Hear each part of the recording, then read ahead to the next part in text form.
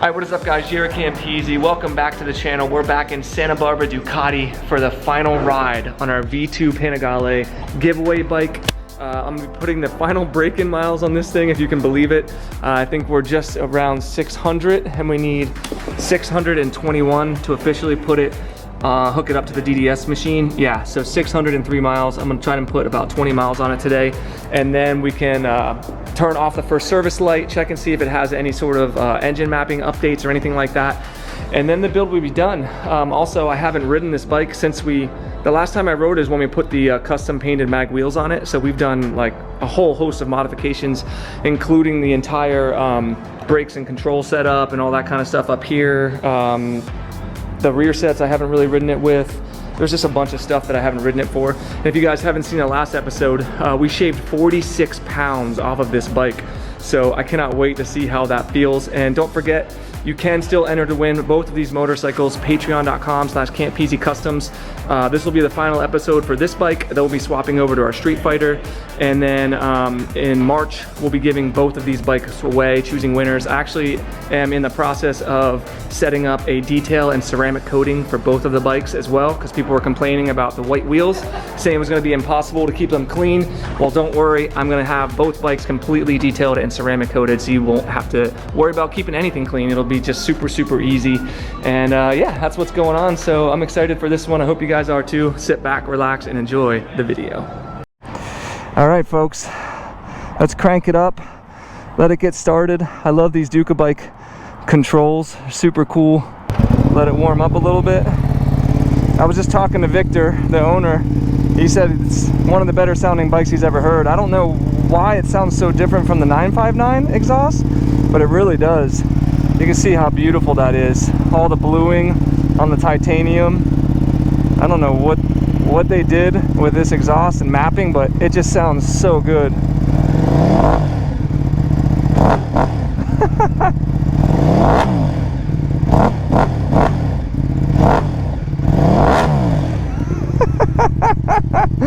It sounds so good, guys.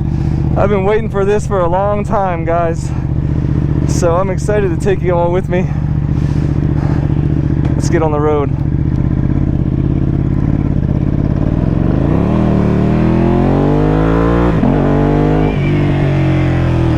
Oh yeah, boys. We gotta do a flyby past the shop. It's gotta be done.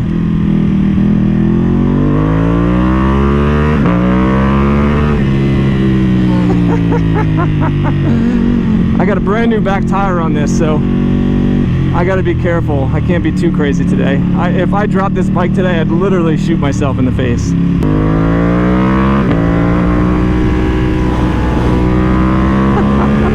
My God. The thing is about this bike is, obviously it's not the fastest bike in the world, but because it's so freaking light, everything that you do is so amplified. The acceleration, the changing direction, the braking, it's just all so freaking amplified. That's kind of how, like, just effortless. It's just effortless to ride. It's just like whatever you think about doing, you're just doing it, you know? Man, this bike feels phenomenal. So yeah, I haven't ridden this bike since we put the magnesium wheels on it, so it's been quite a long time. Like I said, 46 pounds of weight loss. We added 8 horsepower, and it's a completely transformed motorcycle. I've ridden, you know, our Carbon V4. That thing was under 400 pounds, made over 200 horsepower, so it's not in that category. But the thing is the bike is so tiny. It still has that V2, right, as the motor, so the bike is just so tiny. When I was actually riding their V4 demo bike the other day, just around the parking lot, I was amazed by how substantial the bike feels just to maneuver around the parking lot. And it's just, there's so much bike under you, you know. The V4 just makes the bike a little bit bigger. The fairings are a lot bigger. So this one just feels so tiny, and it just makes it everyday use so much better. And I can tell you, when I was riding in town there, I was using the brakes. They feel so much better now. with this Brembo Master. I think it's an RCS 17. Much better. It still doesn't have the bite that the Streetfighter does with those Silema calipers, but now for the weight, yeah, like it's so much better. And the thing is it's very easy to use. It's still very progressive, so as you squeeze more, you get more braking power. It's not just like as soon as you touch it. I mean, it is, I guess it is pretty, it's a one-finger brake system now, for sure. But yeah, so basically once I hit 621 miles, I'll just turn around and take it back, because I really don't want anything to happen to this bike. And then I'm also scrubbing in that new rear tire for you guys, for whoever the new owner is. So we put that 190 rear tire on because we had a 6-inch rim. The magnesium wheels is a 6-inch rim, so I'm talking about the width of the rim. And we didn't want to put the 180 back on it because it would stretch the 180 out and flatten it a little bit, and it's just not ideal. So we figured we'd throw the 190 on there, and the bike feels great. It definitely feels great. It's going to give you a little bit more grip. It's going to probably be a tiny bit taller as well. But yeah, as I said, listen to the pops and everything, man. When you're scrubbing in tires, you got to be really careful. Especially, we've had a ton of rain, so there's a lot of dirt and debris and dust and shit on the road. So I need to be really careful. But God, it sounds so freaking good. My Lord. I love this bike. I don't know, man. If I had to choose, I thought for sure I would choose the Streetfighter. But I don't know, man. I might choose this at the end of the day, because it's more power than you need for street riding, which is really all I do. And it just looks so good. So this is where I kind of scrub these tires in. It's such a punchy power band, and that's what makes this bike so much fun, dude. And that throttle slop being cleaned up by the Ducati spacer, throttle spacer kit. Damn, those brakes are so much better. So much better. Night and day. Oh my God, dude. Wow. This bike is really awesome, man. It's a manageable amount of power, but you still get that thrill, the acceleration. The front wheel's floating just a little bit. And, you know, I still have my wheelie control, my traction control on. I'm only in sport mode. I'm not even using race mode. There's just no need for it. It's just a really, really good all-around motorcycle, man. Holy shit balls. Yeah, it's like I said, it's just, there's something about how the V-twin makes power that just makes you feel like you're going faster than you really are. And to me, that's what I want in a motorcycle. I don't need to be doing 180 miles an hour to get that thrill, you know? If I can get that thrill at lower speeds, at my age, you know, I'm almost 40. I need to keep my license for making videos for you guys. That's really important to me. And I can tell you that it's about 65 degrees today. Shout out to everybody on the East Coast who just got destroyed by that blizzard. I'll send some sunshine your way here in Santa Barbara. But I'm not getting any heat on the bike right now. I did add that heat shielding kit from Panigale spacers. That does make a massive difference. Getting passed by SUVs. That is a must-have, I would say, on this bike. If you're going to get a V2, add the Panigale spacers heat shield kit. It just great. It cuts the heat in half basically under your butt, which is really nice. Also, that comfort seat that we got from Ducati, you can get it from any Ducati shop. Massive difference. Very, very comfortable. I had originally got the race seat, and it was so stiff I could not ride it. So we swapped it out for the comfort seat, and it made a massive difference. This bike is just so small. It's so easy to climb around on, and just, I could see this being a track weapon, dude. Yeah, those front brakes, oh my God. I really wish I could ride this thing on the track. The quick shifting, everything feels phenomenal. When you shave off like over 10 or 11 pounds of rotating mass, man, it makes such a difference on the bike. Like, it just feels so effortless. everywhere. It's just, man, what a bike, dude.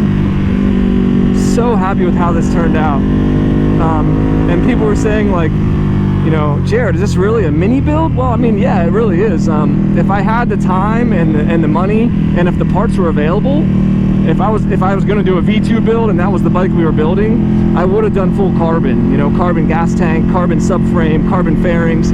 Probably could have shaved another 10 pounds off the bike. And to me, that's what these builds are for, right? I started these builds to give people a chance to win dream motorcycles that they probably couldn't afford otherwise, you know? And so that's what, God, it's so good. That's what the point of these builds are, you know? Just a few years ago, I was working a full-time job right down the street. This was my wallpaper with a 959 on my computer, and I couldn't afford it, you know? That's why I bought my Gixxer 600, and I couldn't even really afford that at the time, to be honest. And, you know, YouTube and social media completely has changed my life, and that's why I wanted an opportunity to give back to people, because I know what it's like to grow up poor and not being able to afford things that you want. You know, I had Lamborghinis up on my wall when I was young. You know, I had this as my background when I was working as a professional, and it was something that was out of reach, and really I just never thought it was going to be something that I would be able to have or own. So, you know, when people are always asking me, why don't you buy your own bikes, Jared? Well, to be honest, you know, I'm happy just being able to build these bikes and ride these bikes and own these bikes for a few months and give them to somebody, you know? Like, I just don't feel a need to own a bunch of stuff. So, I mean, that's just kind of the type of person that I am. I'll tell you what, man, it's just a good amount of power. 146 horsepower, perfect amount of power for the street. It really is, especially in the V2 platform. You're just always in the power band, you know? It redlines at 11,000. So when you're at 5, 6, 7, which is where you're constantly at on this, you have that power always. But yeah, I mean, that's why I do these builds, guys, and that's why I greatly appreciate anyone who supports the projects over on Patreon. You know, they're community funded builds. That's how we do it.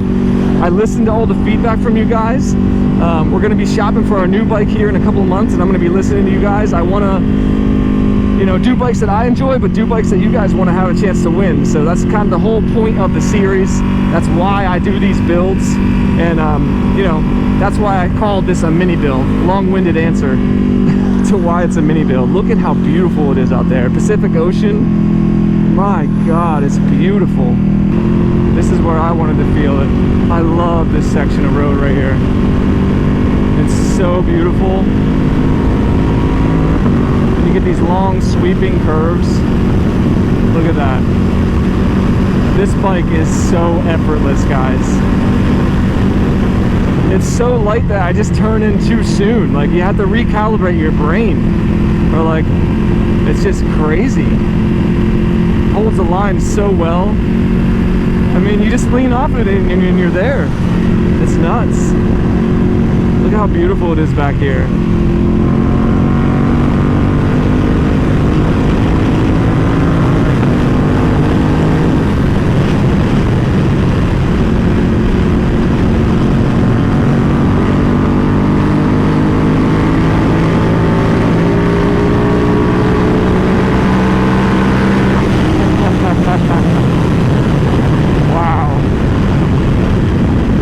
Fast enough for me, I can tell you that right now.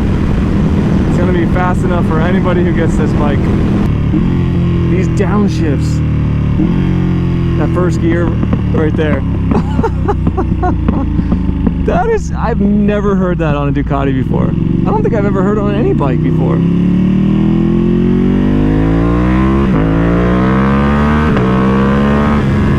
Good God. This thing is so capable. So yeah, this is a great road for kind of scrubbing in the back tire. That's what I'm going to do right now. We should be hitting first service light any second now. Then I'll just turn around and take it back home. But yeah, this is one of my all-time favorite roads. It's freaking Tuesday afternoon. There's nobody around, but there probably will be rocks in the road from all the rain. So I'm going to have to be careful. I've seen giant tarantulas back here. Literally had to ride right by it. I was afraid it was gonna jump on my back.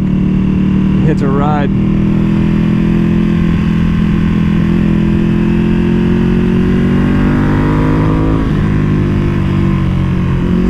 Even the suspension feels better now because of how light the wheels are and stuff. Just everything has to do less work, you know? Yeah, look at all these rocks. What a day.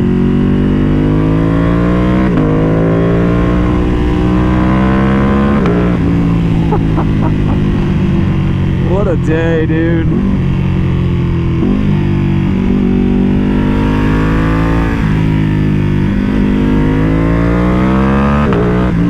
Such an easy bike to ride, man. Such an easy bike to ride.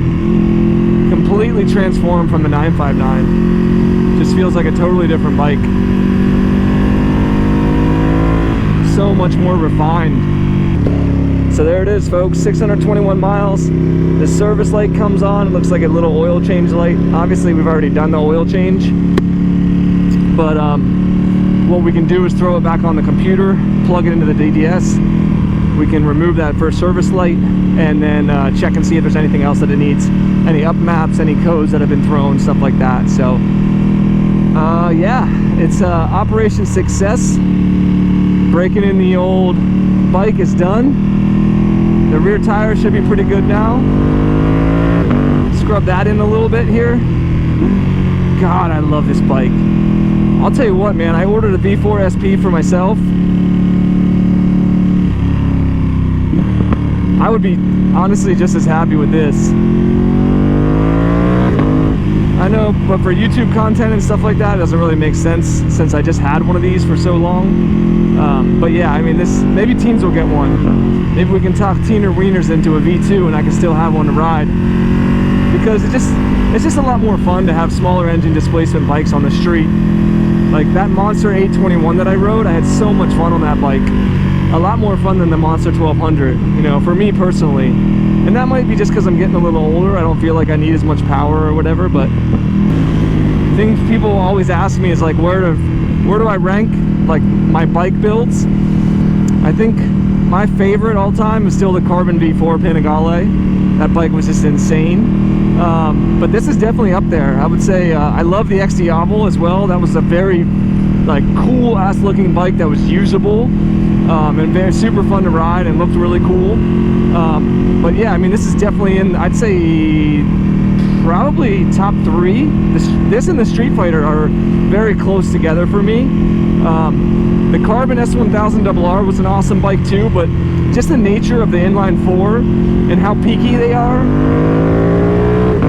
to make power is not quite as fun to me for the type of riding that I do. Although that bike was awesome, very, very capable. It was like one of the best performing bikes I think I ever built. But yeah, I would say this is probably 3 or 4 for me as far as like fun factor, how cool it is and all that kind of stuff. It's just a really easy, fun bike to ride. It's not intimidating.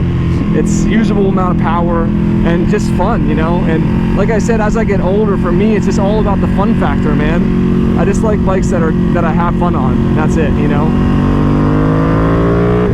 All right, so I'm gonna enjoy my ride back. It's probably gonna be a long ass video. Hopefully you guys enjoy seeing some riding footage, because I haven't been able to get out and really ride for a while. And man, I couldn't have picked a better day. Just absolutely stunning out here. But yeah, I'll check in with you guys when we get back to the shop. We'll hook it up to the computer and finish the old break-in. All right, so we made it back to the shop, safe and sound. I was just telling the guys, literally a mile from the exit back to the shop, there was a trash truck in front of me off to the right. A giant piece of cardboard, like the size of the motorcycle, blew out of the back of the truck and almost hit me. I had to dodge to the left to avoid it.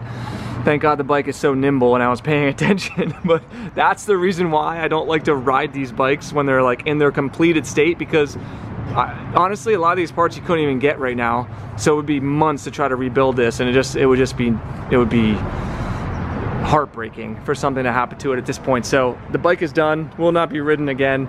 We're gonna hook it up to the computer once Corey has a moment here, and we'll get the first service light turned off and see if it has any updates or anything like that.